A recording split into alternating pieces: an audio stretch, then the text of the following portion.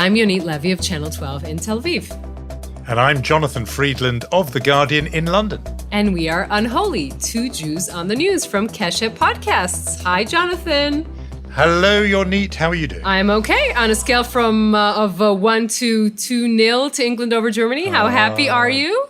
Very nicely done, I must say. I have a spring in my step, as does every English or England fan, partly because this is such a rare thing. I don't need to reveal my age, but if I tell you that England had never beaten Germany in a competitive tournament in my lifetime. Wow. That tells you how long this was. 55 years of hurt, and it was finally reversed at Wembley Stadium, and it was an amazing thing. Just because people of my age have got inured to the idea that England just loses to Germany, and yet we have turned it around. And of course, everyone now here thinks that England are going to go all the way and win this tournament. Even if England doesn't do that, just this memory will be a cherished one. At least in the important things you win. Let's say that, it's kind of that season. We're hoping that news kind of winds down a little bit. We could do with that. COVID is on the rise, etc., here and where you are. But we thought it might be a good opportunity, since we're all going to be doing one thing this summer, and that's binging on television, let's be honest. We thought this would be a great opportunity to finally have our Israeli television special on Unholy and talk in depth about the success, actually breathtaking success of Israeli television around the world, and especially in the US. And special episode means special guest, and very special in this case. Joining us is Richard Plepler, head of Eden Productions, former chairman and CEO of HBO. Hi, Richard. Thank you so much for being with us today. It's a great pleasure, Yonit. Thank you and Jonathan for inviting me. I'm delighted to be with you. You are obviously the man behind the success of HBO in the golden age of television. Such a long list. We can't name it everything.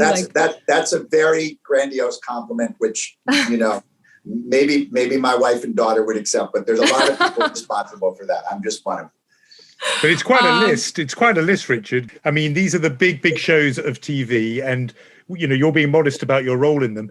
But we're fascinated to know about TV, and particularly this strange thing that's happened. And I'd love to hear what your vantage point on this is. This strange thing that has happened where Israeli TV is suddenly, hot in the industry and with audiences around the world. And you played a role in the very, very start of that with this show. Perhaps it was the first Israeli export, and we're talking about In Treatment. Yeah, well, it's interesting. I actually was not yet co-president even, let alone CEO, when In Treatment made its way into our doors. But I did have proudly a seat at the executive table, if you will. And I can remember, because it was not a traditional show, it was a very quiet show, even with the breathtaking talent behind it. Importantly, Gabriel Byrne and Haggai himself, who was the genius who created and invented the concept. But I remember vividly, and I was just executive vice president of HBO then, and all I had really was the power of suasion. I didn't have the authority at that time to greenlight anything. And I remember watching the first couple of shows, mesmerized by its quiet power. And if HBO defined itself as I think certainly during my time, we would always say, we want to be differentiated. We want to be looking to do things that other people aren't doing. We want to empower unique voices with unique points of view. And we want to take those risks. In Treatment was a quintessential example of that thesis, of that raison d'etre, if you will. I remember watching it, and I remember picking up the phone and calling my then boss, Chris Albrecht, who was the CEO of the company, and saying, I think this is breathtaking.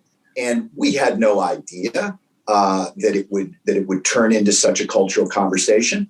We had no idea that it would attract the kind of media adulation that it did. We just knew that we had Haggai, we had a brilliant cast, we had a stunning idea, and of course it was executed. My produced, my dear friend Steve Levinson, was one of the first things he brought to us at HBO. And I think it was quintessentially an HBO show and went on, of course, to win awards and acclaim. But it does punctuate an interesting point about the thinking that I think informed a lot of years together with the team, and many of the great creative talent at HBO is still there. My Casey Bloys, my friend who's head of programming, who's an absolute genius, and his team, we were listening for original voices. And that's what we were always listening for. And Haggai was the personification of that. And of course, it went on to do many extraordinary things, not just at HBO, but elsewhere. And I think he really showed everybody what was possible from the Israeli creative community and opened the doors for an enormous amount of talent that subsequently has come into popular culture, not only in the United States, but around the world. Yeah, this is, of course, Haggai Levy, the creator of what Betipul, as it was called in Israel, and in treatment. You know, I spoke to dear friend Rick Rosen, who said, and he had this quote that I like, he said, "In treatment begets Homeland, Homeland begets Fauda." In other words, in treatment opened the door, as you said, and then it just was a snowball ever since. You know, I'll tell you an interesting, I've never actually told this story, an absolutely true story about Fauda. I was speaking, I believe the year was 2014, we can check it, at the TV festival in Israel. And I was on a panel with Avi Nir, who's the chairman of Kashet. And on the screen was the trailer of Fauda. Now I'm going to tell on myself here to show the mistake. So I watched the trailer mesmerized and came off the stage and said, we have to have that. Can we adapt that? Can we get the format rights to that? And it became clear, of course, that it was, particularly idiomatic for obvious reasons. And that, yes, we could probably do a deal for the show, but of course it would be in Hebrew. And foolishly, and the rest is history, I think we all gathered and said, oh, well, it's in Hebrew, so what can we do? Maybe we'll figure out after Fauda has aired if we can come back and adapt the format rights. And we were, of course, insane. And as the international market began to burgeon, Netflix very shrewdly began to buy foreign shows in their original language, and Fauda became Fauda. But I wish to report, just to give myself a tiny bit of ex post facto's credit, I did say to myself that day seeing the trailer, holy shit, this is going to be something. And there you go. Do you think, I mean, this thing about language is so interesting because people are now open to foreign language, foreign TV. Oh, yeah. Do you think it matters to the audience? Do you think TV audiences care when they're watching a great TV show? Do they care that it's from Israel? Does it make a difference with something like, Fauda? Yes, obviously it's about the Israel-Palestine conflict, but something like Betipul in treatment, or some of the other shows that are kind of family shows or human shows, emotional shows, does the audience care that it's from Israel? I think when the material, there's an old adage, which is the virtue of truth. If it's not on the page, it's not going to be there. And if it is on the page, it'll be clear. And if something is beautifully written and the story is beautifully crafted, I would make an argument to you, because I watched Fauda both with subtitles and I watched it dubbed. And Losing Alice, same thing with my new friends at Apple TV Plus, which is fantastic. And I have to tell you, I think the verisimilitude established in its original language has a certain power to it. And when you dub it, I think it traduces upon the authenticity. But my hunch would be, if you sat down with people at the streamers and you said, how does this great show do in its original? Look at Borgen. Which was, a Danish show, stunningly good. And I think if you dub it, it takes some of the purity away. So the answer to your question long-windedly is no. I do not think people have a problem with it. I think there might be a small number of people who do, but you get into a great story, you're into a great story, and you're hooked. First of all, I'm getting to realize that you watch more Israeli TV than I do, and I'm on Israeli TV, so that's saying something. I love it. You guys, the plethora of talent inside your small country with only, by the way, I remember when I was at HBO and we would do our business deals with your distributors, and it's so, there wasn't a tremendous amount of revenue coming out of the things. Here's what there was, though: a tremendous amount of IP, a tremendous amount of extraordinary talent, which punches above its weight for reasons that I think are obvious. You have a lot. Let's get into the reasons. I want to hear the reasons. What's the secret sauce? What is the secret sauce? And what is, because you're right, it's such a small country. What is going on in that tiny country to produce these stories that have gone around the world? Yeah, well, it's interesting.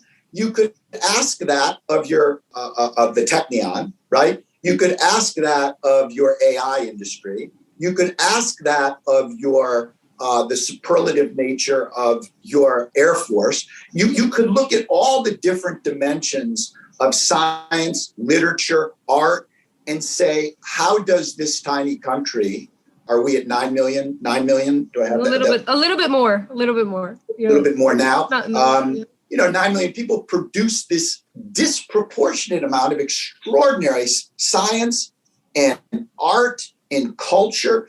It's a conversation for another day, but it's axiomatic, isn't it? It is evident for everybody to see. There it is. All this extraordinary work coming out of this tiny place, including novelists, of course. But, the interesting thing is when you think of how many sort of anti-Israel voices you're hearing around the world, even increasingly in the United States, even trickling into the mainstream, and then see how Israeli television is so popular. I mean, what, are we better at explaining ourselves in drama than we are at explaining ourselves on the news? That's a very important question, because one of the things, let's talk about Our Voice for a moment, which was one of my last projects when I was at HBO, and I'm so proud of that project.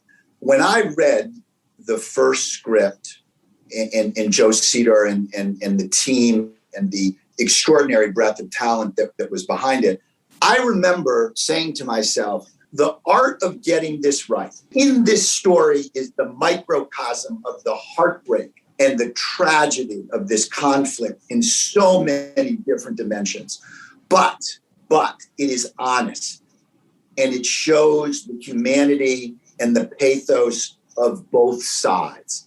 And if we can thread the needle, I remember saying in the first conversation, we'll have something special. And of course, you have the master, you have a guy, you have Joe, you have this extraordinary team. And I remember I watched it 2 times in succession, and it broke my heart. And I thought, this is what I thought, every American high school senior, every European high school senior, every Israeli and Palestinian high school senior should watch this show, because there is so much in it about the tragedy itself, the pathos of this story, that I think everyone would hear things in an emotional way that they could not get on the news or from reading a newspaper. And I think there's an enormous amount in that show that shows us why we need to figure out a way to bring a common peace to the neighborhood. When you put that point there together with the other shows that audiences in America and around the world are watching, what effect do you think it's having on how people outside Israel see the country? Once they've sat with Fauda and Our Boys and Shtisel, my own personal favorite, I'd love to hear what yours is. But what effect does it have on how people view this country, do you think? Look, it's impossible to say. No one thing, as you both as students of culture and as journalists and as storytellers know, no one thing is ever going to change the debate, if you will. But over time, the accumulated messaging of storytelling, which talks about common humanity, which, Tehran, for example, which Ron did and which Apple bought. One of the things that I actually was so moved by in the crafting of that piece was it humanized the Iranian intelligence officer, his marriage, his family. It didn't turn him into an angel. It didn't turn the Iranians into angels, But it made clear in all of its layers that there was complexity to the human condition and to where people find themselves when they're in these jobs. So I think it will not be, Jonathan, one thing that reshapes the gestalt of popular culture around the world. But over time, I believe profoundly that the storytellers, the artists, the musicians, the writers of movies and TV will have a tremendous role to play, God willing, as we move forward in this increasingly toxic environment of misinformation and disinformation and tribalism. Our best way out of this is, yes, we need better politics all over the place. But my goodness, alongside of it, we need the storytellers and the artists to help us listen and see other perspectives and points of view. You nearly gave us an alternative name for the show, Oi Gestalt. That was my alternative name for the podcast. It's pretty good. It'll sell. I have to take us back 6 years. You were receiving an honorary degree from your alma mater, Franklin Marshall College. You gave a speech there, and you talk about how your career at HBO actually started in relation to Israel in a very interesting encounter in a Chinese restaurant in New York that led to your first documentary. Do you want to tell us a little bit? Can you retell that story for us? Yeah, I'm happy to. It's really, for me, it is a profound story. It's the brilliant writer and auteur David Milch. And one time he said to me, "Coincidence is just God's way of remaining anonymous." And I love that. So my story that I'm about to tell you has to be touched by God, because there's no other way this could have happened. So I was 26. I had just started my own little company, which consisted of me. And I called it, as you can only do when you're 26 and have no money and no position and, frankly, no business starting a company. I called it RLP International. Why not? And the card said, and this is relevant to my story, Richard L. Plepler, chairman, RLP International. And the whole company was the chairman, and whatever ideas the chairman could come up with. So it was the beginning of the Intifada, 1987, and I was struck by the way in which a reductive kind of story was being told on American television. It was David Goliath, it was Guns versus Stones, and there was, particularly in 87, I knew a much more complicated story to tell. And I believed that you could tell that story authentically with real journalistic bona fides and give context to what was happening. But of course, I had no money and I had no position, and it didn't look like I was going to be able to get this done. And so I was having dinner at a Chinese restaurant in New York, which no longer exists, called Fortune Garden.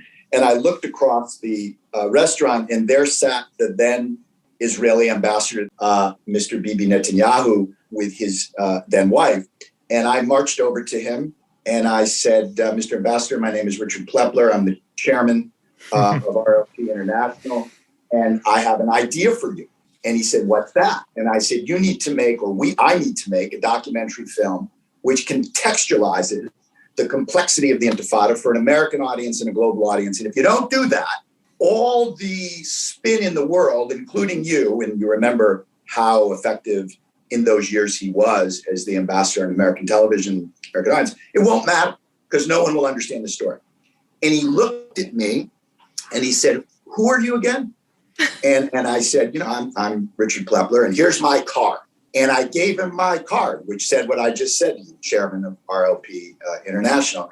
And I cannot tell either of you why God was sitting on my shoulder at this moment, but the then ambassador turned to me and said, "Come see me." And I did. And he introduced me to Uri Sabir, who became, as you both know, one of the architects of Oslo. Uri was extremely generous in taking me seriously and introduced me to a range of different people. And from there, I went and made this film, went on public television and got very respectable reviews. And I think told an honest story very tragically and sadly. I would tell you, if you watched it again today, you would say, wow, a lot has sadly stayed the same. But that's the story. So, and that led you to HBO, right? I mean, that got the attention of the then CEO. Michael Fuchs, who hired me at HBO, who was the one of the earliest CEOs and deserves enormous credit for introducing really the idea of original programming on HBO back in the late 80s and early 90s, when this was unheard of, that people would pay for television and that you could do shows that and compete with the networks. It was considered Looney Tunes that was a possibility. And Michael had the chutzpah, and Michael saw the show, and he was very supportive of my career. And he said to me, "You got to come over here." The only thing that troubles me about this story, Richard, is that through this story, you're telling us that the Almighty works through the hand of Benjamin Netanyahu. Well, that's the upshot here. I actually prefer, Jonathan, in my spirit and my heart, that he works through my late father, who loved Israel and who taught me so much about history and about Israel. My grandfather, who was born in Jerusalem on my mother's side. So I have some Sabra in me. And I think that between my grandfather, my father was with me that night. My father was the one who said to me, "There's Netanyahu, go talk to him." And I marched over there and did. So let's give my papa and my dad the credit for God's hand. Your father in the state of Israel. Is it? Yeah. I think that's shared credit. Good combination. We're talking about Israeli television, but in general, I mean, there really is so much television right now. I mean, billions of dollars being poured into television productions. It's called peak TV. I guess what I'm trying to ask is there too much content, and where do we think television is going? Maybe this is a cliche of a question, but where is this all heading?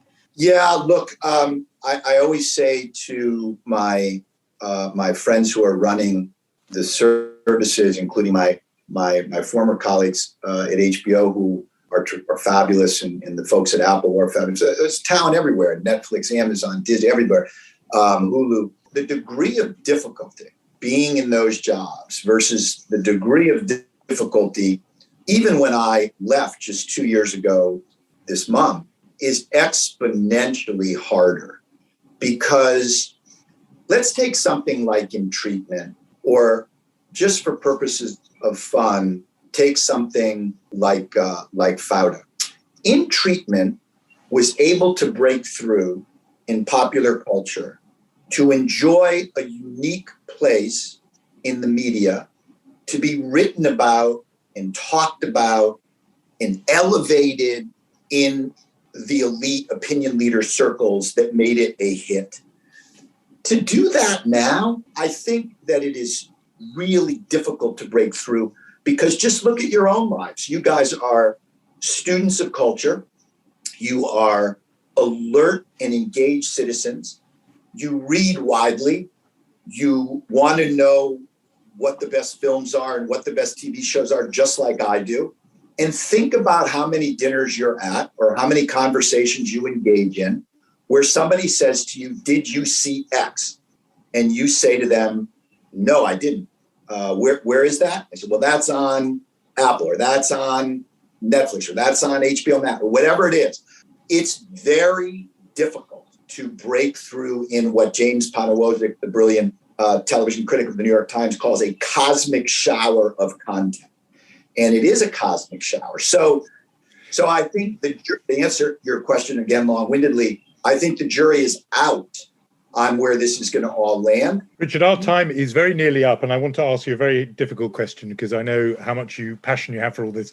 But of the Israeli shows we've been talking about, I think I mentioned what my personal favorite is, but I want to know which of all the shows, as viewer as well as producer, which is your personal favorite? Which one do you think is the best? So, Jonathan, I don't mean to evade your question, but when I was running HBO, everybody would always ask. But you will.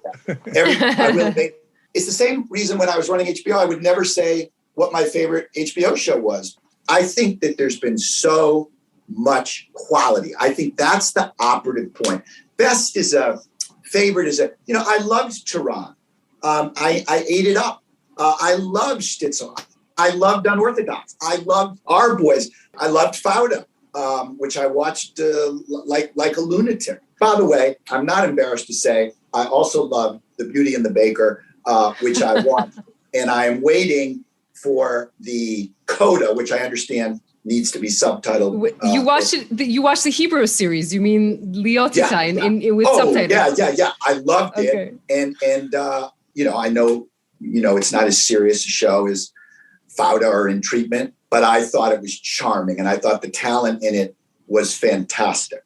So we got the headline on that. Jonathan tried and tried, but you admitted to that. That's good. Well, I'm just saying that's yet another one of my delights. I think so. Richard, it's been Israeli television genre. Talking of delights, it's been a delight talking with you. Thanks so much for coming on Unholy. It's a great pleasure. I'm a fan of both of yours. Thank you so much, Richard. Thank you both very much. So, wow, the man is a force of nature. That was just amazing to hear all about that, and very encouraging, actually, about the future of TV and the country you're in, Yonit. What a powerhouse it is of creative talent. And indeed, although I could not listen to him and think the future of television does not include people making their salary from turning to commercial breaks. That will probably not be with us for a long time. So any of us in commercial television should probably worry. But except that, I mean, besides that, I think we learned a lot. And we did. I think there was one moment where he described us both as storytellers. And I know that I was sitting there thinking, I write these newspaper columns, you're telling people the news. It's not quite storytellers in the sort of George R.R. Martin sense of the word, which is what he's going for. By the way, news in Israel sometimes does look like that. I'm just saying. But yeah, I mean, in general, probably you're right.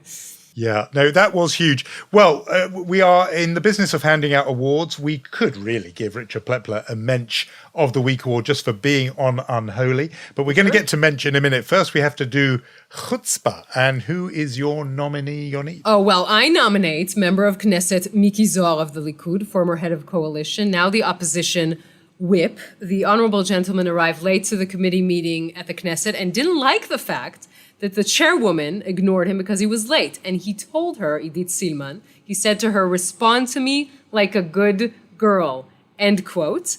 By the way, if you must know, the meeting started at 8:30, so hard knock life in the opposition. But Miki Zohar later apologized. I'll just say it's not the first time he's made nasty comments at women in the Knesset. The last female member of Knesset that he spoke to similarly is now Minister of Education, Yifat Shasha Biton. So maybe both chutzpah and karma from Miki Zohar. Well, it's funny because my suggestion is also a parliamentarian, although all the way across the Atlantic in Washington, D.C. Ilhan Omar has often, frankly, been on the receiving end of that kind of sexism, also her fair share of racial prejudice directed in her direction. But this time, I'm afraid she was the dispenser of chutzpah because she was asked on CNN about those Jewish colleagues who'd been criticizing some of her positions and her recent comments.